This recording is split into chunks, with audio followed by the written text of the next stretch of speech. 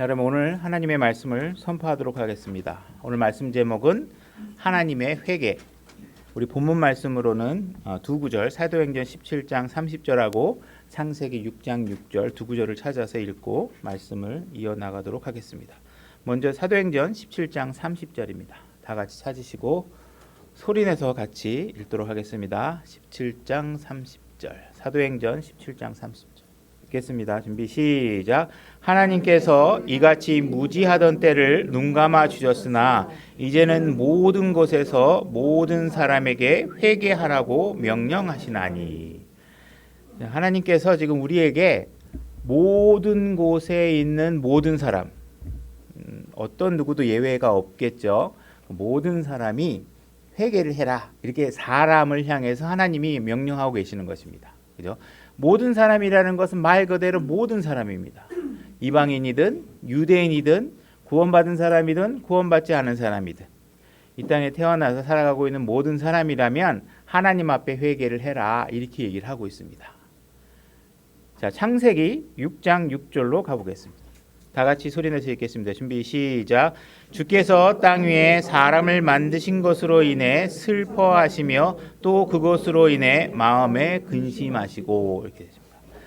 오늘 우리가 그 회개라는 단어가 영어로 repent라는 단어입니다. 그게 이제 우리가 아까 사도행전 17장 30절에서 그대로 이제 회개한다, 이렇게 번역이 되어 있는데, 창세기 6장 6절에서는 만드신 것으로 인해 슬퍼하시며, 이때 이거 슬퍼하시며가 영어 단어가 repent입니다. repent라는 단어를 이렇게 슬퍼하시며 이렇게 번역을 해놨습니다. 그래서 우리가 뭐 한국말로 의미가 있게 번역하는 것은 이해 전달력에서 굉장히 중요하고 때로는 필요하지만 우리가 교리를 세울 때는 기준을 정할 수밖에 없겠죠. 그래서 우리가 항상 영어 킹제임스 성경을 기준으로 해서 우리가 교리를 잡을 수밖에 없습니다. 그래서 어떻게 리펜트가 사용됐는지 이런 것을 우리가 이해를 해야 되기 때문에 그렇습니다.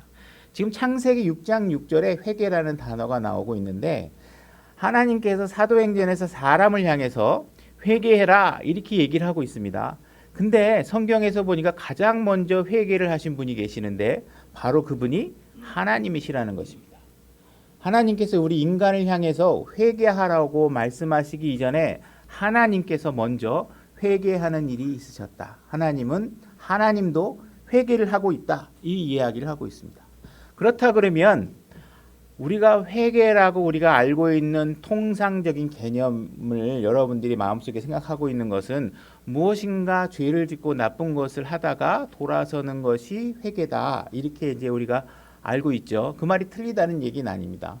그러나 하나님께서 회개를 하셨다, 이 문제가 나오면 입장이 굉장히 달라집니다. 그죠? 하나님은 죄를 지으실 수 없는 분이시죠. 그죠? 하나님은 구원을 받으실 필요가 있으신 분도 아닙니다. 그러면 하나님께서 이렇게 회개를 하고 있다라는 이야기를 봤을 때 우리가 기존에 알고 있는 회개라는 개념만 갖고는 회개를 이해하는데 어려움이 있을 수 있고, 이 문제를 좀 오늘 성경 말씀을 통해서 성경에서 얘기하고 있는 회개의 의미가 어떤 의미로 사용되고 있는지를 한번 살펴보려고 합니다. 자, 로마서 2장 3절로 가보겠습니다. 제가 읽겠습니다. 오, 그런 일을 행하는 자들을 판단하고도 같은 일을 행하는 사람아, 내가 하나님의 심판을 피할 줄로 생각하느냐?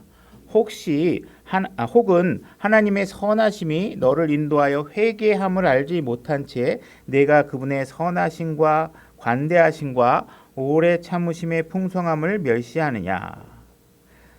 하나님께서는 지금 구원을 받아야 될 사람들을 향해서 내가 너희들을 회개하기를 원하고 있고, 그 회개하기를 원하는 내 마음의 방향은 어떤 것이냐 하면 너희들을 죄를 졌다고 꾸짖고 책망하고 이 못된 놈들 이렇게 혼내는 방향으로 하는 게 아니라, 하나님은 지금 선하심으로 너희들이 정말 이 상황에서, 악한 상황에서 구원받고 영원한 생명을 얻는 방향으로 돌아왔으면 좋겠다고 하는 마음은 하나님의 선하심과 관대하심과 오래 참음과 그런 것들의 풍성함을 가지고 이야기하고 계신다, 이렇게 말씀하고 계시는 것입니다.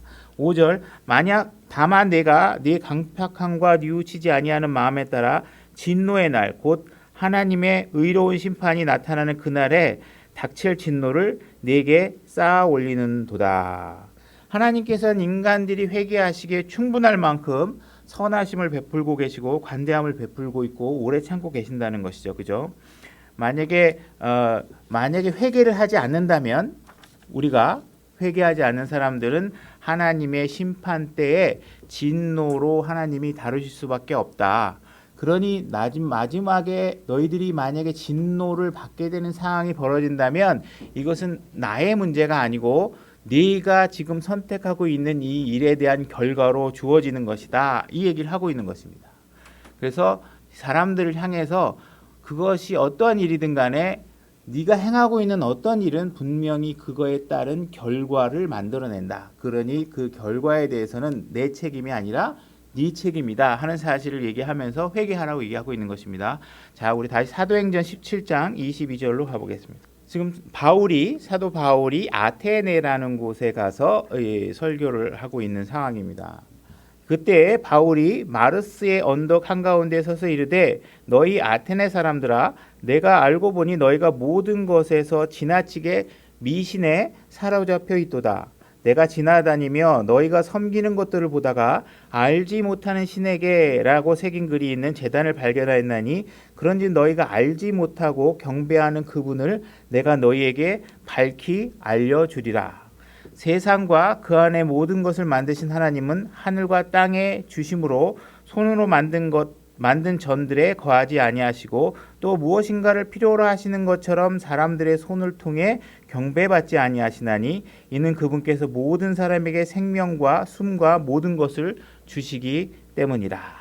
사도 바울이 지금 아테네에 가서 이방인들을 향해서 보고 있었더니 이들이 무언가 섬기고 있는데 이들이 뭔가 잘못된 것을 섬기고 있다 하는 방향에서 얘기하고 있습니다. 근데 사도 바울이 지금 이들에게 얘기하고 있는 논점의 방향은 무엇이냐면 너희들 왜 미신 믿고 있어? 너희들 왜 우상 섬기고 있어? 하고 걔네들을 책망하는 것이 아니라 무엇이냐면 너희들이 무언가 찾으려고 노력하는데 그것은 너희의 무지함에서 오는 것이다. 그러니 내 그 무지함을 일깨워주고 너희가 정작 찾고자 하나 찾지 못하고 있는 그 하나님이 누구인지를 내가 알려주겠다. 다시 말해서 그 방향은 선함에 있다라는 것이에요. 그러니까 이들을 책망하는 데 있지 않다는 거예요. 그러니까 무언가 잘못하고 있는 사람은 지금 왜 잘못하고 있냐면 몰라서 무지해서 하고 있다는 것이에요. 물론 무지가 죄가 안 되는 것은 아니지만 전하는 사람의 마음의 방향은 뭐냐면 거기서 나오기를 원하고 있는 방향이다. 너 꼴하지 마라. 너 그렇게 하더니 맨날 이런 거밖에 못 섬기고 있지 하고 마음이 악하거나 그들 징계하는 방향에 있지 않다는 거예요. 애정을 갖고 그들이 나오기를 원하고 있는 방향에 있다는 것입니다. 26절 또 그분께서 그 사람들의 모든 민족들을 한 피에서 만드사 온 지면에 거하게 하시고 미리 정하신 때와 그들을 위한 거주의 경계를 정하셨으니 이것은 혹시라도 주를 더듬어 찾다가 발견하면 그분을 구하게 하려 하심이라. 그러나 그분은 우리의 각 사람으로부터 멀리 떨어져 있지 아니하니. 지금 하나님께서는 이들이 무언가 하나님을 찾기를 원하고 있고 실제로 이들은 무언가 찾으려고 더듬더듬거리고 있는데 제대로 잘 못 찾고 있다는 것이에요. 그죠? 이들이 지금 어둠 속에서 장님이 무엇인가를 발견하려고 하는 것처럼 더듬거리고 있다는 것이에요.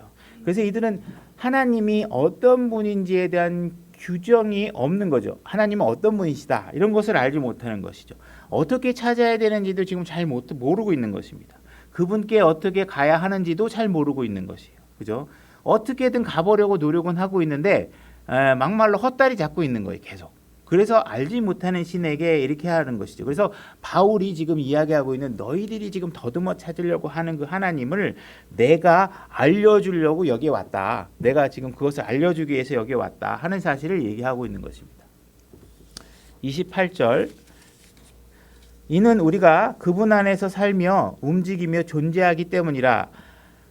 너희의 시인들 중에 어떤 사람들도 이르되 우리 또한 그분의 후손이라 하였나니 그런즉 우리가 하나님의 후손일진데 하나님의 신격을 결코 사람의 기술이나 고안으로 새긴 금이나 은이나 돌 같은 것으로 생각할 것이 아니니라. 하나님께서는 신격이 있으신 분이고 우리를 창조하신 분이시죠. 그래서 그분이 어떻게 우리가 만든 어떤 조각에 있는 것도 아니라고. 아까 우리가 얘기하는 것이 또 아까 바울이 뭘 지적했냐면 하나님은 뭐가 필요해서 너 뭐 갖고 와? 뭐 갖고 와, 뭐 갖고 와 이렇게 필요한 사람처럼 우리에게 요구하는 하나님도 아니라는. 그분은 이미 모든 것이 풍성하기 때문에 필요해서 달라는 것이 아니죠. 여러분들에게 요구하는 것이 있다면 그것은 반드시 여러분들의 유익이 있기 때문에 하나님께서 하시는 일들이십니다. 자, 30절 하나님께서 이같이 무지하던 때를 눈감아 주셨으나 이제는 모든 것에서 모든 사람에게 회개하라고 명령하시나니. 이들에게는 하나님께서 무슨 대언자를 보내주거나 어떤 선지자를 보내주거나 하나님의 말씀을 주거나 이렇게 하신 적이 없죠. 그래서 그때를 눈감으셨지만 이제 하나님께서 얘기하고 있는 건 모든 사람들에게 회개하라고 명령하고 계시는 것입니다. 31절 이는 그분께서 한 날을 정하사 그날에 자신이 정하신 그 사람을 통하여 세상을 의로 심판하실 터이기 때문이라. 그 사람은 죽었다 살아나신 부활하신 예수 그리스도를 얘기하시는 거겠죠. 예수 그리스도께서 의로 심판하시는 때가 올 것이라는 것입니다. 여기서 우리 얘기하는 심판은 이제 마지막에 하는 이 심판은 여기서 심판해서 천국 하늘나라로 가거나 뭐 지옥으로 가거나 이런 심판이 아닙니다. 이미 이 예수 그리스도 안에 들어와 있지 않은 사람은 이미 지옥이 결정되어 있기 때문에 그것에 대해서 서로 이의가 없음을 확인시키고 인정하게 만들고 입으로 시인하게 만들고 바로 지옥으로 보내는 거예요. 네가 거부했던 분이 이분인 거 알겠지? 내 지옥 이렇게 하는 겁니다. 그러니까 이 심판은 무슨 형량을 조절하는 심판이 아닙니다. 그분께서 사람을 죽은 자로부터 살리심으로써 모든 사람에게 그 일에 대한 확신을 주셨느니라 하시니라. 그래서 하나님께서 너희들이 좀 뭔가 하나님을 자꾸 미신처럼 생각하고 하나님을 자꾸 우상화시켜서 형상을 만들어서 뭔가 거기다 갖다 집어넣으려고 하는 일들에 대해서 회개해라. 그죠? 그래서 모든 사람들이 회개해야 된다 하는 이야기를 하고 있는 것입니다. 그래서 우리가 회개에 대해서 다소 논쟁이 있거나 이견이 있거나 잘 이해하지 못해서 생기는 부분들을 우리가 한번 짚어볼 필요가 있는데 회개는 구원이 아니라는 것입니다. 그죠? 그래서 우리가 반드시 회개를 해야 구원을 받습니다. 구원을 받은 사람 중에 회개를 하지 않고 구원을 받은 사람은 없어요. 그러나 회개는 했지만 구원받지 못한 사람들은 많이 있다라는 것이에요. 그죠? 그래서 분명히 회개가 구원이다 이렇게 1대1로 동등하게 대치시키는 것은 굉장히 잘못된 것이라는 것입니다. 우리가 회개에 대해서는 정확하게 우리가 이해하기 전에 우리가 일반적으로 갖고 있는 회개에 대한 개념들은 죄로부터 돌아서는 것이다. 그죠? 그래서 무언가 내가 죄를 지은 사항들이 너무 미안하고 슬퍼서 감정적으로 뭔가 괴롭고 슬프고 비통하고 이런 죄는 더 이상 지으면 안 돼 하면서 죄로부터 물러나는 것. 그런 방식으로 접근하는 그런 개념을 보통 많이 갖고 있는 것이죠. 그래서 이런 개념의 접근은 잘못된 것은 아니에요. 근데 우리가 이 회개라는 개념을 좀 더 뒤로 더 멀리 물러나서 회개가 갖고 있는 좀 더 폭넓은 개념을 우리가 이해를 해야 된다는 것입니다. 아까 제가 본문을 읽으면서 얘기했던 것처럼 하나님이 제일 먼저 회개를 하셨는데 하나님이 죄를 지어서 회개한 것이 아니라면 그 첫 번째 등장하는 회개의 의미가 죄로부터의 회개가 아니라면 회개의 의미는 정확하게 얘기하면 죄로부터의 회개다고 이렇게 정의하는 것은 잘못된 것이죠. 그 안에 죄로부터에 대한 회개도 있지만 꼭 반드시 죄로부터 회개는 아니다. 구원을 받기 위한 회개도 아니다. 그래서 이것은 하나님이 회개하신 걸로 봤을 때 우리는 개념을 그렇게 정할 수 없다. 하나님이 그 정의로 가는 부분을 제한하고 있다. 하나님은 죄인이 아니시고 죄를 지으실 수도 없는 분이시다. 그래서 우리가 가끔 성경의 주제 중에 뭔가 혼란에 빠지는 주제가 생기면 우리 마음에 이제 여러 가지 사전에 이루어진 내용들을 점검해 볼 필요가 있는 것이죠. 우리가 하나님 말씀에 너무 무지했다. 그죠? 하나님의 말씀을 너무 미신적으로 생각하거나 하나님을 너무 우상화시키는 방법으로 우리가 개념을 정의하거나 그래서 무언가 하나님은 이럴 것이라고 성경이 정의하지 않는 자기만의 주장을 해서 하나님을 내 마음속에 설계한 대로 주장하고 그래서 누군가가 힘센 사람이 이기거나 직급이 높은 사람이 이겨서 성경과는 다른 정의를 유추해내는 경우가 많이 있다는 것이죠. 그래서 우리가 오늘은 성경에서 이 회개가 어떻게 사용되고 있는지를 한번 찾아봄으로 인해서 좀 더 회개의 폭넓은 개념을 좀 가질 필요가 있다는 것입니다.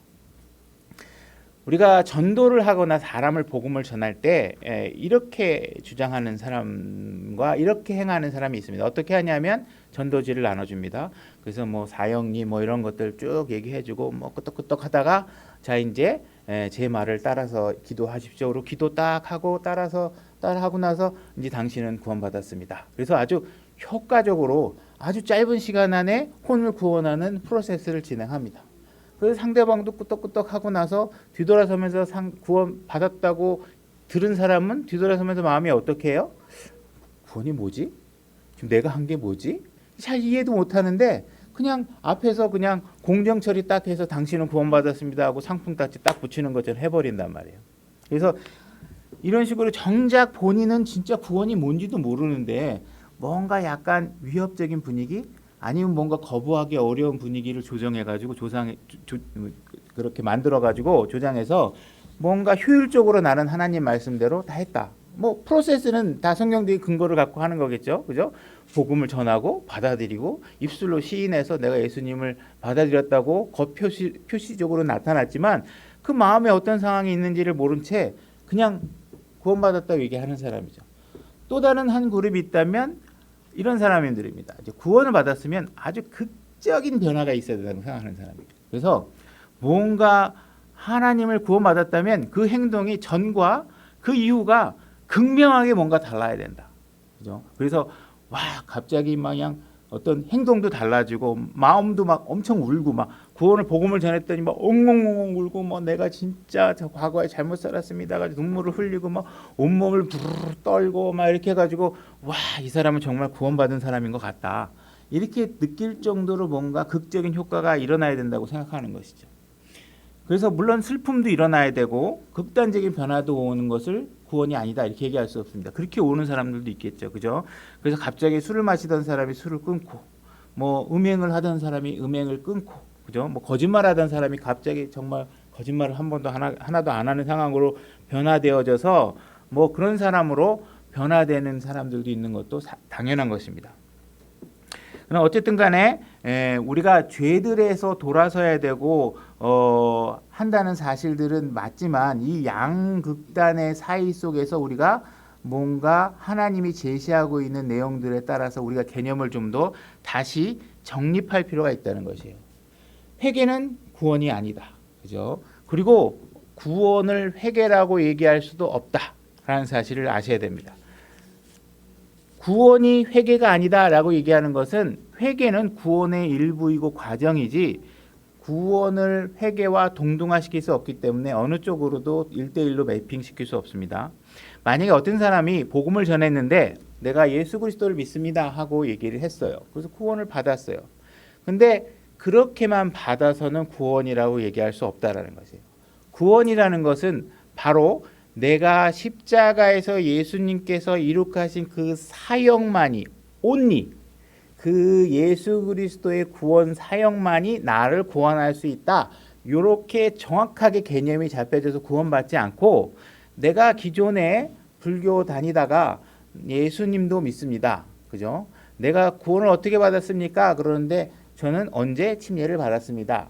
예를 들어서 당신이 어떻게 구원을 받았습니까? 그러니까 저는 언제 뭐 교회에 등록하고 다니기 시작했습니다. 이렇게 얘기하면 이건 구원이 아니라는 거예요. 정확하게 구원은 예수 그리스도의 사역을 통해서만 이루어질 수 있는데 그 개념을 잘 이해하지 못하고 우리가 예수 그리스도 이외에 교회가 개입하거나 물침례가 개입하거나 예수님이 99%고 1%가 다른 것이라면 그건 구원이 아닙니다. 그죠? 그러니까 100%가 예수 그리스도의 십자가 사역을 통해서만 나이가 구원받았다는 사실을 인식해야지만 구원이라는 것이에요. 그래서 회개라든지 이런 것들은 하나의 구원의 과정 중에 일어날 수 있는 것이다. 그래서 우리가 이러한 성경의 개념들을 좀 정확하게 튜닝을 해서 구원과 회개의 개념이 어떻게 그 위치를 잡고 있는지 우리가 이해할 필요가 있다는 것입니다. 그래서 오늘날 기독교는 굉장히 성경적이지 못한 복음을 전할 때가 많이 있습니다.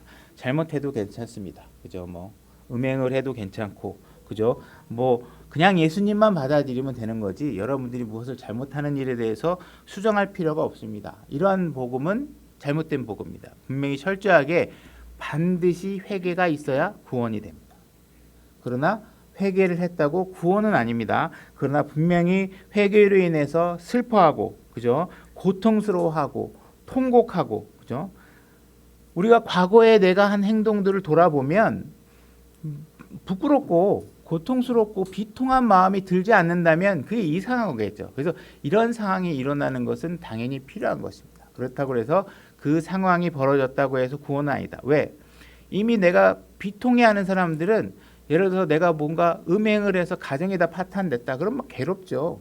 그래서 그 괴로워하고 내가 한 일을 후회하고 내가 가정을 파탄시켰다라고 후회하는 것으로 구원이 이루어지느냐? 그냥 자기가 겪는 고통 때문에 괴로운 거지 구원과는 정확하게 일치될 수 없어요. 단지 구원으로 갈 수 있는 방향은 제시하겠죠. 그죠? 그래서 우리가 이런 회개와 구원의 관계를 조금 이해하실 필요가 있다. 마태복음 21장 28절로 가보겠습니다. 마태복음 21장 28절. 제가 읽겠습니다. 이건 예수님께서 하신 말씀입니다. 두 아들에 대한 비유를 얘기하고 있는데 그러나 너희가 어떻게 생각하느냐? 어떤 사람에게 두 아들이 있었는데 그가 첫째에게 이르되 아들아 오늘 내 포도원에 가서 일하라 하니 그가 응답하여 이르되 가지 아니하겠나이다. 아버지 말 안 듣겠다는 거죠. 안 가겠습니다. 이렇게 얘기한 겁니다. 첫째 아들이 하고 그 뒤에 뜻을 돌이켜 갔고, 여기 돌이켜가 repent라는 단어입니다. 회개했다는 거예요. 돌아섰다는 거예요. repent, 회개해서 했다는 거죠. 그죠? 30절 그가 둘째에게 가서 또 그와 같이 말하며 그가 응답하여 이르되 아버지여 가겠나이다 하고는 가지 아니하였나이다 하였느니라. 그 둘 중에 누가 아버지의 뜻을 행하였느냐 하심에 그들이 그분께 이르되 첫째 아들이라 하거늘 예수님께서 그들에게 이르시되 진실로 내가 너희에게 이르노니 세리들과 창녀들이 너희보다 먼저 하나님의 왕국에 들어가느니라. 이렇게 돼 있죠. 지금 두 아들의 비유를 얘기하면서 어떤 일이 벌어졌냐 하면 첫째 아들에게 안 가겠습니다 하고 얘기한 거예요. 근데 이 아들이 가만히 생각해 보니까 내가 과거에 아버지에게 얘기했던 그 순간의 이야기가 잘못됐다고 생각이 든 것이죠.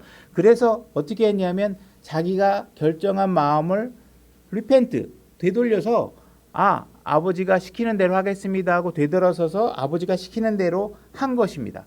그것을 성경에서 뭐라고 얘기하고 있냐면 회개다, 리펜트라고 얘기하고 있어요. 그러면 여기 성경에서 일단 이 아들의 반응을 통해서 봤을 때 이 아들이 아버지가 얘기할 때 싫어요 라고 얘기했던 거에 대해서 막 괴로워하거나 막 슬퍼하거나 이러고 있는 장면이 있느냐? 그런 거 없다는 거예요. 그죠? 어떤 감정의 변화나 이게 없어요. 그냥 자기가 생각해 봤더니 그 결정이 잘못했네. 아버지한테 싫어요 한 게 잘못됐구나. 해야지. 그리고 한 거예요. 그죠? 그러니까 여기서 지금 얘기하고 있는 리펜트라는 것은 무슨 극적인 감정의 변화가 있다거나 뭐 고통스러워하거나 내가 아버지한테 왜 싫어요를 했을까? 나같이 못된 놈이 어디 있을까? 막 괴로워하고 이런 감정적 변화가 없습니다. 그냥 돌아선 거예요. 그죠? 그러니까 우리가 여기 뭔가 회개라는 것은 감정이다 얘기할 수는 없다라는 것이에요. 감정이 일어날 수도 있고 감정이 당연히 회개하는 부끄러운 마음을 가질 수도 있겠죠. 그렇지만 어쨌든 이 회개라는 것은 무언가 잘못된 것을 바로잡았다는 그 사실, 그 팩트가 드러난 것이 바로 회개다. 그죠? 결과물이 나온 거잖아요. 그죠? 내가 돌아서서 어떤 결과물을 만들어낸 거. 그죠? 이것을 회개라고 얘기하고 있는 것입니다. 당연히 회개는 구원이 아닙니다. 그러나 어쨌든 간에 회개는 지금 무엇인가 내가 잘못됐다고 생각하는 것을 잘못됐다고 인정하기 때문에 그것을 바로잡는 행위의 결과를 만들어낸 것, 이것이 바로 회개다 이렇게 얘기할 수 있는 것이죠. 그죠? 우리가 또 창세기 6장 5절로 가보겠습니다. 그러니까 회개라는 것은 올바른 방향으로 행동을 수정해서 이행하는 것이 회개다 이렇게 얘기할 수 있는 것입니다. 마태복음에서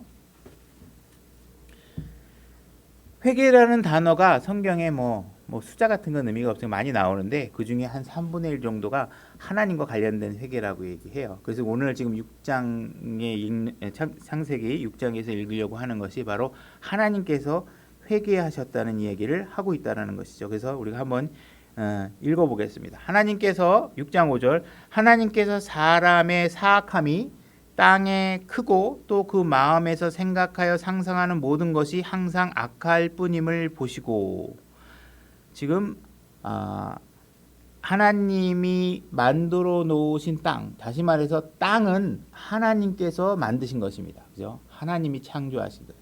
사람도 하나님이 창조하신 거예요. 그죠? 땅은 하나님이 창조했지만 땅 자체가 무엇인가 죄를 지은 것은 없습니다. 그죠? 하나님이 사람을 창조해 놨는데 사람을 창조해 놨다는 자체가 죄일 수는 없는 거예요. 근데 지금 뭐가 죄라고 얘기하냐면 사람이 행동한 일이 너무 사악한 거예요. 다시 말해서 그 죄를 지은 건 누구냐면 사람이 죄를 지어서 이 땅에 사악함이 가득하게 만들어 놨다는 거예요. 그러니까 다시 말해서 죄는 하나님에게 있는 것이 아니라 누구에게 지금 있어요? 사람에게 있는데 하나님께서 땅을 만든 것도 내가 계획한 일이고 사람을 만든 것도 내가 계획한 일인데 이 사람이 이렇게 악한 일을 하는 것은 내 계획에 없다는 얘기예요. 내가 계획한 일이 아니라는 거예요. 6절 주께서 땅 위에 사람을 만드신 것으로 인해 슬퍼하시며 또 그것으로 인해 마음에 근심하시고 이렇게 된 것입니다. 내가 만든 죄는 아니지만 지금 내가 만든 땅과 내가 만든 사람이 있는데 그 사람이 지금 엄청나게 악한 일을 계속하더라. 내가 기다려보고 참고 여러 가지 방법으로 돌이킬 기회들을 주고 해봤지만 너무너무 악하다. 그래서 이게 내가 이 일로 인해서 지금 회개를 하는 마음이 생겼다. 슬프다. 너무 괴롭다. 그죠? 내가 한 일로 인해서 내가 너무 마음이 아프다. 그죠? 하나님은 구원받으실 필요가 없습니다. 그래서 꼭 여기서 회개했다. 이 자체가 하나님이 무엇인가로부터 구원을 받아야 될 상황이기 때문에 회개를 한 것이 아니죠. 내가 어쨌든 간에 내가 만든 사람이 이렇게 무언가 해로운 결과를 만들어내고 뭔가 악한 일을 계속 저지르고 있으니 내 마음이 상처가 되고 내 마음 깊이 내가 한 일로 인해서 가슴 아파한다. 어쨌든 내가 만든 일을 했으니 나도 이 일에 대해서 무언가 괴롭고 무관하지 않다는 사실을 얘기하는 거죠. 하나님이 죄를 진 건 아닙니다. 그죠? 그러나 죄는 사람이 지은 것이죠. 그러나 그 죄의 결과를 만들어낸 내 행위 자체가 거기에 관련돼 있으니 내가 너무 괴롭다. 내가 너무 마음이 아프다. 그죠? 이렇게 얘기하는 것입니다. 만약 여러분들이 죄인이고 죄를 지어서 하나님의 영광에 이르지 못하는 상황에 있다 그러면 여러분들이 먼저 정직한 마음을 갖고 있다 그러면 여러분들이 한 일들에 대해서 되돌아봤을 때 참회하고 미안하고 부끄러운 마음이 있어야 하는 것이 사실입니다. 그죠? 그래서 뭔가 자기가 한 일을 보고 괴로워하고 부끄러워하고 뭔가 이 일에 책임을 져야 되겠다 하는 생각이 들어야 하는 것은 정상적인 거예요.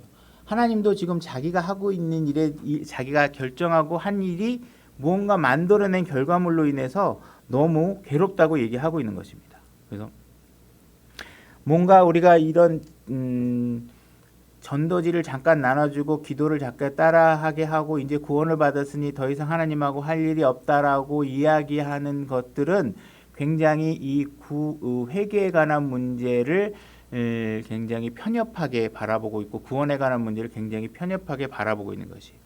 예수님께서 여러분들을 구원하시는 일은 지옥에 안 가려고 여러분들을 구원하신 게 아니라는 거예요. 그죠? 여러분들을 죄로부터 죄의 문제를 해결하고 이런 것들로부터 구원하신 거예요. 그러니까 여러분들이 죄를 지어서 뭔가 여러분들의 삶을 뒤돌아보고 참담한 마음이 일어나는 일들로부터 괴로워해야지 내가 지옥에 안 가게 됐어 하는 일로만 괴로워해서는 안 된다는 거예요. 그죠? 그래서 여러분들이 뭔가 구원을 받은 이후에도 여러분들이 행하고 있는 어떤 일들이 여러분의 의도와 상관없더라도 결과가 나쁘게 나온다면 여러분들 어떻게 하셔야 돼요? 회개하고 그 일을 바로잡기 위한 최선의 노력을 하셔야 돼요. 그죠? 근데 오늘날 교회를 보게 되면 너무 자기애가 강해서 무언가 죄를 지적하는 설교를 하거나 하는 것들을 잘 안 하려고 하죠. 그죠? 그들에게 무언가 목회자들은 죄를 지적하거나 그들을 부끄럽게 만드는 일을 하면 그들이 교회에 안 나올 것 같으니까 뭐 긍정적 사고방식이라든지 성공지향적 설교라든지 이런 걸 해서 뭔가 우리가 함께 모여서 하나님의 사랑을 느낍시다. 하나님의 주시는 화평을 주시겠다고 하니 그 화평을 누립시다. 이렇게 얘기만 하면 안 된다는 것이에요. 무엇이냐 하면 하나님께서 분명히 사랑을 우리에게 주시고 화평을 누리길 원하시지만 이런 모든 것이 이루어지기 위한 전제 조건은 뭐냐면 회개해야 된다는 거예요. 그 회개가 있어야만 이런 것들을 우리가 누릴 수 있다는 것입니다. 그죠? 죄라는 것은 일단 벌어지게 되면 하나님과 우리 사이를 쫙 갈라놓는 것이죠. 그죠? 죄가 일어나면 우리는 하나님으로부터 숨을 수밖에 없고 하나님은 우리에게 드러날 수 없어요. 너무나 의로우신 분이라 우리 앞에 드러낼 수가 없는 상황이 되는 것이죠. 그죠? 근데 우리가 죄의 문제 때문에 하나님과 우리가 갈라져 있는데 회개라는 사다리를 치워버린 채 너 그냥 이렇게 구원받은 하나님의 쪽으로 건너 점프해와 이렇게 하는 거나 마찬가지. 회개를 빼놓고 하나님에게 건너올 수 없다는 것이에요. 우리는 회개라는 다리를 건너서 하나님께 와야 그분이 주시는 사랑과 화평과 그분이 넘치게 주시는 모든 은혜의 풍성함을 우리가 누리면서 살 수 있다라는 것입니다. 그래서 하나님께서는 지금 무언가 우리에게 이런 부분에 관해서 가르침을 주고 있는 것이고 지금 이 창세기에서는 하나님께서 자기가 직접 잘못한 건 아니지만 잘못된 일이 일어나고 있는 거에 대해서 너무 가슴 아파하고 있는 것이죠. 그죠? 6장 7절로 가보겠습니다. 주께서 이르시되 내가 창조한 사람을 지면에서 멸하되 사람과 짐승과 기는 것과 공중의 날짐승까지 다 그리하리니 이는 내가 그들을 만든 것으로 인해 슬퍼하기 때문이라 하시니라. 지금 악은 계속되고 있고 그들이 상상하는 모든 것이 악하게 되어가고 있고 그 일들로 인해서 무언가 끔찍한 결과들이 만들어지고 있다. 그러니 내가 미안해하고 슬퍼하고만 할 수는 없다. 그죠? 내가 감정만 갖고 미안해 이렇게만 할 수는 없다라는 것이죠. 그래서 하나님께서 어떻게 하는 거예요? 실제로 이 문제를 해결하기 위해서 내가 할 수 있는 모든 것을 다 해야 되겠다. 이 일을 바로잡기 위한 모든 것을 내가 해야 되겠다. 내가 이 일이 벌어진 거에 대해서 슬픔만 느끼고 있는 것이 아니라 그 모든 일들을 되돌리고 바로잡을 수 있는 모든 것을 해야 되겠다. 그렇게 해서 하나님께서는 홍수를 보내시게 되고 그 인간들을 멸하시는 일들을 하게 되는 것입니다. 그래서 홍수는 회개가 아닙니다. 홍수는 하나님께서 리펜트하는 회개하는 마음이 들었고 그 리펜트하는 마음을 마음에서 멈추는 것이 아니라 실제로 내가 그것을 바로잡기 위한 행위를 해야 되는 행동, 액션을 직접으로 취하셨는데 그것이 바로 홍수라는 것이죠. 그죠? 그래서 하나님께서는 우리가 무언가 회개한다 하는 내용들은 마음만으로 뭔가 미안해하거나 하는 상태에 머물러 있어서는 안 되고 여러분들이 미안해하고 무언가 잘못했다면 그 잘못된 상황을 실질적으로 바로잡기 위한 여러분들의 행동이 이루어져야 그것이 회개라는 것이에요. 그죠?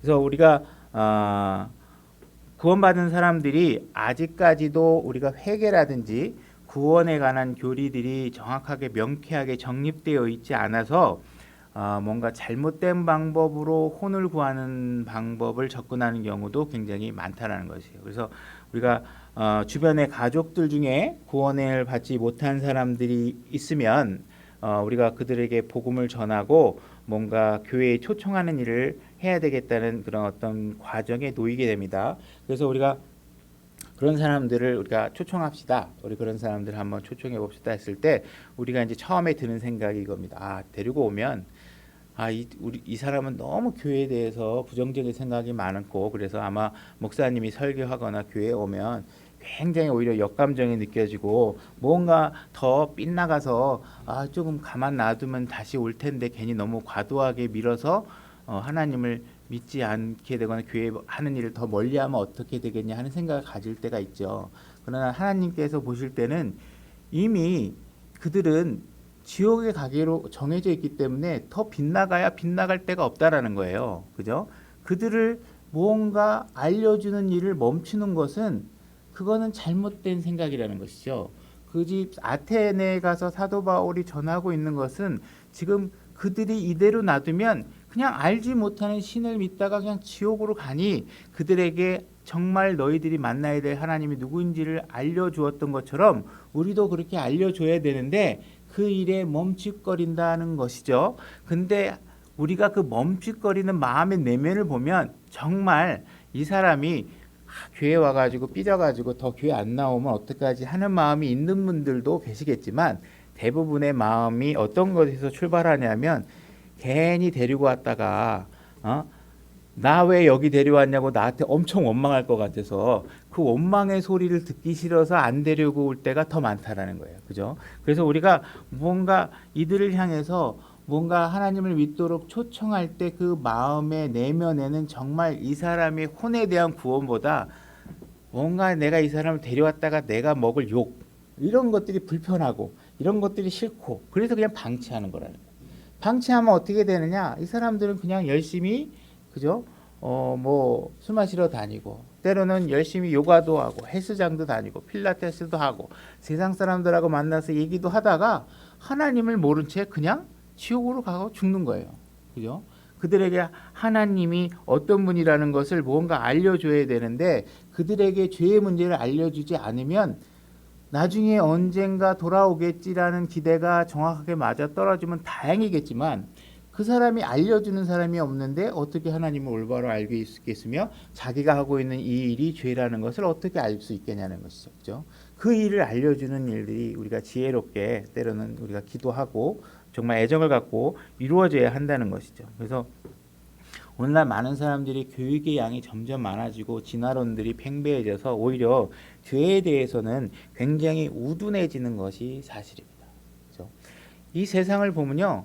지금 뉴스들 보면 운전 강사가 배우러 온 여자 학생들의 치마 속을 촬영을 한다든지 여러분들이 화장실을 가면 순 몰래 카메라들이 있어서 굉장히 그런 몰래 카메라에 노출되어 있고 그죠? 성폭력 뭐 여러 가지 뭐 요즘은 핸드폰으로 사람들을 낚아서 막 몸에 알몸을 찢게 만들어서 돈을 협박해서 돈을 갈취하거나 이런 세상이 있는 것이죠. 그렇다 그러면 여러분들이 딸 가진 부모라면 과연 이런 세상에 여러분들의 딸을 편안하게 세상 속으로 내보낼 수 있냐라는 것이죠. 그렇죠? 그러면 여러분들이 이런 세상을 향해서 회개하라고 말하지 않는다면 과연 어떻게 이 세상이 되겠냐는 것이죠. 적어도 주님이 오시는 그날까지 그들의 악함이 조금이라도 더뎌질 수 있다면 우리는 그들을 향해서 회개하라고 얘기해야 된다는 것입니다. 자, 사무엘상 15장 10절로 가보겠습니다. 사울이라는 왕이 하나님께서 왕으로 세워놨는데 영 말을 안 들어서 이제 하나님께서 결단을 하시는 일이 지금 벌어집니다. 사무엘상 15장 10절. 그때 주의 말씀이 사무엘에게 임하니라. 이르시되 내가 사울을 왕으로 삼은 것으로 인해 슬퍼하노니 그가 나를 따르는 것에서 돌이켜 내 명령을 수행하지 아니하였느니라 하시니라. 그것으로 인해 사무엘이 근심하며 온 밤을 주께 부르짖느니라. 여기 보면 왕을 삼은 것으로 인해 슬퍼한다. 이 이야기가 repent라는 단어입니다. 내가 슬퍼한다. 회개한다. 그래서 그 일로 인해서 마음이 아프다. 그래서 이것이 회개다. 그 얘기하는 것이죠. 그죠?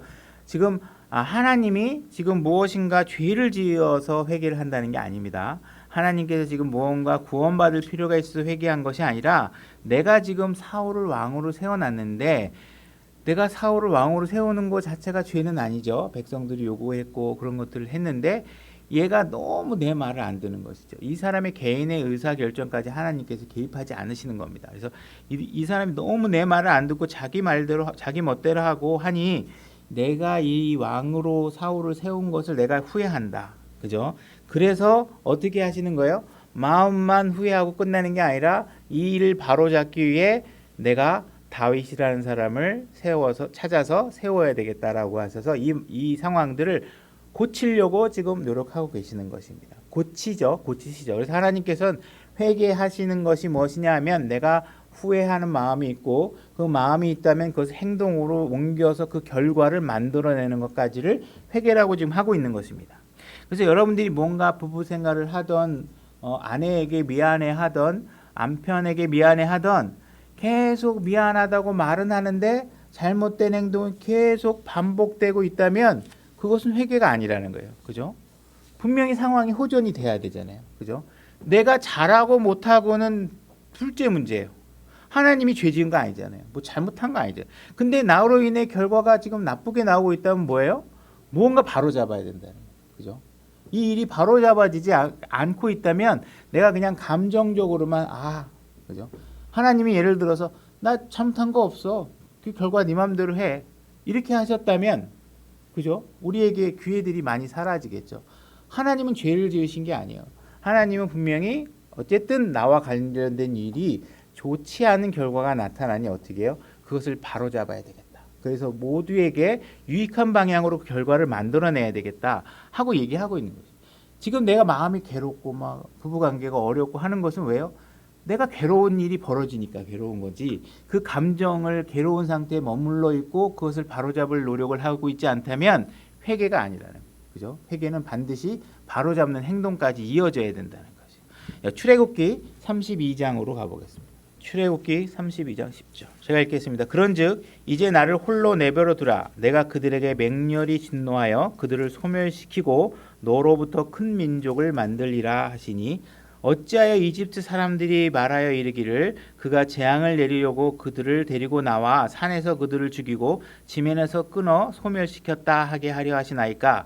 주의 맹렬한 진노에서 돌아서시고 주의 백성들을 향한 이 재앙에서 뜻을 돌이키소서 이렇게 얘기하고 있습니다. 지금 내용이 어떤 내용이냐 하면 지금 이스라엘 백성을 출애굽해가지고 데리고 나왔는데 십계명을 받아오고 모세가 어디 잠깐 온 사이 이 사람들이 막 황금 송아지를 만들고 죄를 지은 거예요. 그래서 이들을 하나님께서 맹렬히 화가 나서 이제 진노해서 이들을 멸하려고 하고 있는데 모세가 뭐라고 얘기하냐면 하나님 앞에 이렇게 얘기하는 겁니다. 하나님, 지금 이스라엘 백성들에게 하나님의 권위와 위엄과 내가 어떤 분이라고 열심히 얘기해놓고 이스라엘 백성을 이렇게 멋지게 구원해 내셨는데 여기서 갑자기 당신이 구원해놓은 백성을 싹싸그리 막 엄청나게 멸하시면 저 사람들이 하나님을 나쁘게 보면 어떻게 합니까? 하나님을 잘 이해 못하면 어떻게 합니까? 그러면서 지금 모세가 하나님께 뭘 제안하고 있냐면 회개하시죠? 이렇게 얘기하고 있는 거예요. 그죠?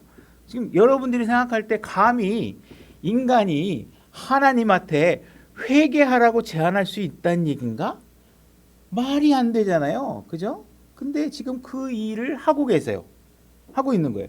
자, 14절. 이 일에 대해서 하나님이 어떻게 되냐면 주께서 자신의 백성에게 내리려 하던 그 재앙에서 뜻을 돌이키시니라. 모세가 하나님 앞에 회개하시죠. 이렇게 얘기했더니 하나님이 생각해 봤더니 어떻게 해요? 그래, 내가 회개할게. 이렇게 하시는 거예요. 지금 이 상황이 가능한 것은 무엇이냐 하면 하나님이 아직 인간의 연약함을 잘 모르시고 계신다고 생각하는 거예요. 모세가. 그죠? 예수 그리스도는 이 땅에 인간으로 오셔서 인간의 연약함을 잘 이해하고 가신 분이에요. 그래서 예수님은 우리가 어떠한 생각을 갖고 있는지 너무 잘 알아요. 근데 지금 모세가 아직 그런 일이 벌어지기 전이고 모세가 가만히 생각해보니 하나님이 틀리신 게 하나도 없어. 하나님이 이스라엘 백성 다 죽이면 다 죽이는 거지 뭐 하나님의 의로움이 아무 손상이 없어요. 근데 하나님이 모세가 얘기하는 거예요. 하나님, 지금 우리 인간들은요 하나님이 그렇게 의롭게 하셨다고 해서 얘가 이게 의로운 뜻인지 이게 통찰력이 없어서 잘 이해하지 못할 거거든요. 하나님, 그거 그대로 하시면 얘는 하나님의 의도와 다른 방향으로 생각할 수 있어요. 그러니까 하나님이 딱 들어보시더니 그럴 수도 있겠구나. 내가 인간의 내 의로움은 너무 잘 알지만 인간의 연약함에 대해서 내가 모르는 부분이 있을 수 있었겠구나 라고 생각하신 거예요. 그래서 하나님께서 그 부분을 돌이키신 거예요. 그러니까 누군가가 무언가 생각해보지 못한 부분이 있었던 것을 제안했을 때 그가 내가 이 두 가지 사항의 결과들을 추측해보건대 더 나은 길로 내가 무엇인가를 결정해야 되겠다라고 생각하시면 하나님께서 그 더 나은 방향을 선회하셔서 결정을 내리는 거예요. 그죠? 그러니까 이 사항들은 우리가 예수님께서 왜 이 땅에 오셔서 우리의 인간의 연약함을 다 경험하시고 더 완전해지셔야 했는지를 보여주는 샘플 장면이기도 한 것이에요. 그죠? 그래서 하나님을 인간이 설득한 장면이에요. 그래서 하나님께서는 그 상황이 합리적이고 내가 생각해 봤더니 그 말이 참 옳은 일이구나 하고 이야기해 주는 것이에요. 그래서 얘기하는 거예요. 그래서 우리가 누군가에게 복음을 전합니다. 복음을 전해서 죄인이신데 예수님을 믿고 구원을 받으시죠. 그러면 그 사람이 생각할 때 나 예수 안 믿고도 여태까지 잘 살았어. 나 예수 안 믿고도 결혼 잘했고 처자식 있고 먹고 사는 거 문제 없고 직장도 있고 결혼도 했고 뭐 지금 뭐 월급도 잘 받고 있고 내가 뭐 예수님 믿고 뭐 자시고 내가 그렇게 죄 짓고 잘못했으면 뭐 이렇게 잘 됐겠어? 뭐 이렇게 얘기할 수 있겠죠. 그러고 나서 내가 주변에 교회 다니는 친구 하나 있는데 내가 봤을 때는 그 친구 봐가지고 내가 꼭 교회 다녀야 될 필요도 잘 못 느끼겠던데 나하고 별 차이도 없어. 뭐 내가 왜 교회를 다녀야 돼? 이렇게 생각할 수 있다는 것이죠. 근데 우리가 그 사람에게 정말 이 일들로 인해서 그냥 죽으면 지옥의 형벌이 기다리고 있다는 사실들을 정말 진지하게 생각해 보지 못했다면, 그런 기회를 여러분들이 주지 못한다면 그 사람은 어떻게 될 것이냐 하면 그냥 현재의 즐거움에 만족하다가 죽어서 지옥에 가게 되는 것이죠. 그죠? 그래서 여러분들은 어떻게 하셔야 돼요? 그 사람에게 모세가 심지어 하나님까지 설득했던 것처럼 잘 생각해 보십시오. 이렇게 살면 지옥에 가는데 그 지옥은 그냥 우리가 감당할 수 있는 곳이 아닙니다. 그러나 여러분들이 지금 방향을 잠깐 바꿔서 하나님 앞에 구원을 회개하고 구원을 받아서 예수 그리스도 안에 들어오면 하늘나라에 갈 수 있고, 그분 안에 들어와서 삶이 얼마나 풍요롭고 값지고 화평을 누릴 수 있는지 안다면 정말 지금의 삶을 그대로 유지하실 수 없을 것입니다. 그죠? 그래서 우리가 무엇인가 그들이 진지하게 생각해 보지 못해서 그들이 결국은 하나님 품 안에 안기지 못하고 예수 그리스도 안에 들어오지 못하고 지옥을 향해서 가는 사람들을 향해 여러분들이 기회를 부여하시는 일을 하지 않으면 그들의 삶은 repent, 돌아설 수 없게 된다는 것입니다. 그래서 여러분들이 무언가 그들에게 생각해보지 못한 면들을 지혜롭게 잘 설명할 수 있도록 기도하고 간구하고 노력하셔야 된다는 것이죠. 바울이 아테네에 가서 한 것도 바로 그런 것입니다. 그들을 지켜봤더니 무언가 이들도 하나님을 찾으려고 노력하는 것 같습니다. 이들도 무언가 자기들이 찾는 신이 자기들보다 훨씬 우월하고 엄청난 능력을 갖고 있다는 걸 알고 있어요. 이들이 보니 하나님과 그들이 찾고 있는 신과 자기들 사이에 자기가 찾고 있는 신이 인간과 무언가 깊은 관계를 요구하고 있다는 사실도 이해하고 있는 것 같아요. 근데 이들은 아직 하나님이 어떤 분인지 정확하게 모르고 있고, 그 하나님이 인간의 몸을 입고 이 땅에 죽으러 오셔서 십자가에서 우리의 죄를 사해 주셨다는 사실은 생각해 본 적이 없는 것입니다. 바로 그들에게 너의 죄의 문제를 해결하러 오신 예수님께, 하나님께서 인간의 몸으로 예수 그리스도라는 이름으로 이 땅에 오셔서 우리의 죄를 했다. 그것을 십자가에서 모든 사역을 완성한 것이다. 그리고 그 사역만 오직 믿어야지만 너희가 구원을 받을 수 있다. 이 사실을 모르고 있는 것이죠. 생각해 본 적이 없는 것이죠. 그들에게 그래서 사도 바울은 그들이 생각해 보지 못한 그 부분을 알려주고 그들이 참 하나님을 찾을 수 있도록 그죠? 알려주는 것입니다. 그래서 잘못된 결과로 인해서 무언가 그들의 마지막 결과가 엄청난 비극으로 끝나지 않도록 그들에게 기회를 부여하고 있는 것입니다. 사무엘하 24장 15절로 가보겠습니다. 제가 읽겠습니다. 이에 주께서 그 아침부터 정하신 때까지 이스라엘 위에 역병을 보내시니 단에서 보엘세바에 이르기까지 백성 중에 7만 명이 죽으니라. 천사가 예루살렘을 향해 자기 손을 내밀어 그것을 멸하려 할 때에 주께서 그 재앙에서 뜻을 돌이키사 백성을 멸한 천사에게 이르되 족하다. 이제 내 손을 멈추라. 재앙에서 뜻을 돌이키셨습니다. repent 하신 것이에요. 그죠? 뜻을 돌이키시고 족하다 하고 손을 멈추라 하시거늘 그때 주의 천사가 여부수 족속 아라우나의 차작 장소 옆에 있더라. 다윗이 백성을 친 천사를 보고 주께 아뢰어 이르되 보소서 나는 죄를 짓고 악하게 행하였사오니 이 양들 곧 그들은 무슨 죄를 하였나이까. 원하건대 주의 손으로 나와 내 아버지 집을 치소서 하니라. 지금 하나님께서는 원래 계획대로라면 이스라엘 백성들을 엄청나게 많이 죽이셔야 되는 상황이 놓여 있었어요. 근데 이들을 지금 막 치면서 이제 예루살렘 도성까지 올라와서 치려고 하는데 하나님이 가만히 들으니 이 백성들의 고통과 원망과 어려움과 뭔가 그 울부짖음이 하나님 귀에 들어옵니다. 그래서 하나님께서 내가 이들의 너무 고통스러움을 내가 감당할 수 없겠다. 그래서 어떻게 해요?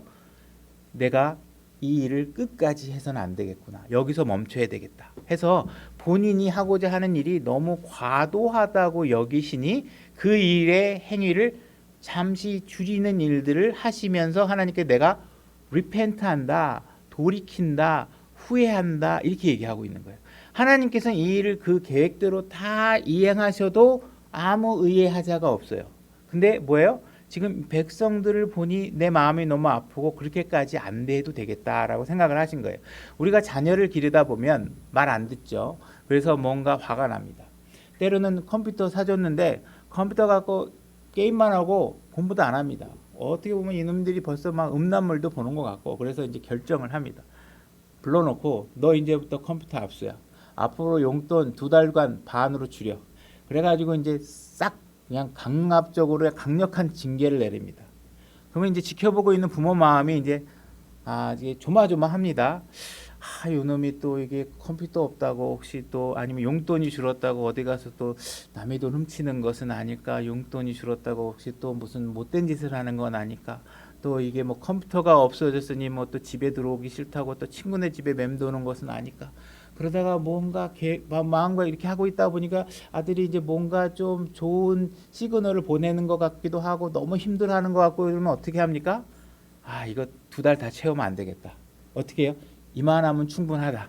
그래서 다시 너 이런 거 했으니까 내가 봐줄 거야. 앞으로 절대로 그렇게 하지만 하고서 그 징계의 길이를 어떻게 해요? 줄입니다. 그죠? 그래서 이만하면 충분하다고 생각해서 용돈 반 2달 줄이겠다고 하는데 벌써 한 2, 3주 지나면 마음이 막 야들야들해지죠. 괴롭죠. 자기 자식을 보는 게 힘들어하는 거 보면 하나님이 지금 이렇게 하고 계시는 거예요. 지금 뭔가 다 계획하고 아무 하자가 없지만 내가 보니 너무 힘들어하고 이만하면 족하겠다. 내가 그래서 이 징계를 좀 멈춰야 되겠다. 그죠? 이런 상황으로 하나님께서 그 징계를 줄이신 거예요. 그러니까 뭔가 내가 하고 있는 일이 뭔가 계획했던 일이 있는데 그 계획했던 일을 충분히 다 하지 않아도 되겠다. 내가 한 일에 너무 과도함이 있었던 것 같다. 이렇게 얘기를 해서 생각을 하셔서 그 일을 줄이는 것을 하나님께서 회개한다. 이렇게 얘기하고 있는 거예요. 지금 이 회개란 하나님이 뭐 죄를 졌다. 그죠? 구원을 받아야 되겠다 하는 것과는 상관이 없는 것이라는 것이에요. 그래서 하나님이 하고 계신 이 회개들을 봤을 때 우리가 회개를 너무 죄로부터 돌아서는 것으로만 이해하셔서는 회개의 너무 작은 부분만을 이해하고 있게 되는 것이라는 것입니다. 그래서 회개라는 것은 뭔가 내가 가려고 하는 어떤 방향이 있으면 그 방향을 완전히 다른 방향으로 돌려서 생각만 하는 것이 아니라 그 생각의 이행의 결정에서 이행 완수까지 하는 것이 회개다. 이렇게 얘기를 하셔야 됩니다. 그래서 이 회개라는 건 반드시 어떠한 무슨 죄로부터 회개다라는 것만 편협하게 생각하셔서는 안 된다는 것이죠. 그래서 여호와의 증인에 속한 사람들 우리가 보게 되면요. 아니면 또 몰몬교 이렇게 사람들 보면 굉장히 단정하고 젠틀하게 하고 다닙니다. 그죠? 오히려 이들은 뭐 교회 그들의 목회자가 정해준 그런 사람들과 결혼을 해서 오히려 더 그 권위에 순종하고 더 화목하게 사는 경우도 있을 수 있을 것 같아요. 그죠? 좀 그들의 삶을 조사해 보진 않았지만 그 다음에 그들이 다니는 걸 보면요, 굉장히 단정합니다. 그죠? 옷 입는 것도 단정하고 말하는 것도 나이스하고 거룩하고 정제된 말을 씁니다. 그죠? 오히려 어떻게 보면 우리의 삶보다도 훨씬 거룩한 삶을 사는 것을 보게 돼요. 그들은 입에 술도 대지 않습니다. 도덕적으로 그들이 훨씬 우리보다 우월할 수 있다고 보여집니다. 그런데 하나님께서 이들에게도 회개하라고 명령하고 계시는 것입니다. 왜? 그들이 뭐 술을 마시기 때문이 아닙니다. 그들이 음행을 했기 때문이 아니고 그들이 가고 있는 이 길이 방향이 잘못되어 있기 때문에 그 잘못된 방향에서 올바른 방향으로 돌아서라는 것입니다. 몰몬교 이런 사람들이 여호와의 증인 이런 사람들이 사회에 해악을 끼치고 다니거나 그런 거 없습니다. 그죠? 이런 사람들은 남에게 오히려 베풀기도 하고 오히려 돕기도 하고 이러지 무슨 사회에 해악을 끼치는 것도 아니에요. 그러나 그들이 가고 있는 길이 잘못된 것이라면 돌려야 된다는 것입니다. 그죠? 그러니까 우리가 살고 여러분들의 삶 속에서 나 잘못한 거 하나도 없는데 하나님도 잘못한 거 하나도 없어요. 그러나 그 일의 결과가 누구에게나 과도함으로 비춰졌을 때, 누구에겐가 악한 결과로 나타나고 있을 때, 그죠? 이랬을 때 우리는 구원의 문제와 상관없이 이 회개를 해야 된다고 말하고 있는 것입니다. 그러니까 구원받은 여러분도, 당연히 구원받지 않은 사람은 먼저 예수 그리스도 안에 들어오는 죄로부터의 회개가 있어야 되겠죠. 그러나 구원받은 여러분들도 죄로부터의 회개는 아니지만 여러분들이 하고 있는 일들이 무언가 잘못된 결과를 만들어내고 너무 과도함이 있을 때에도 여러분들은 회개를 해야 된다는 것입니다. 그래서 오늘 설교를 통해서 여러분들이 회개의 의미를 잘 이해하고, 회개는 죄인들만 하는 것이 아니다. 내가 구석구석 오늘 내가 생각하는 것들 가운데 뭔가 잘못된 것이 있다면, 내 뭔가 지나친 의로움으로 상대방을 불편하게 했다면 그런 일들도 회개하고 서로가 화해할 수 있고 화목할 수 있는 방향으로 계속 끊임없이 수정하고 바로잡는 일을 하시는 삶이 이어지길 원합니다. 오늘 설교 여기까지.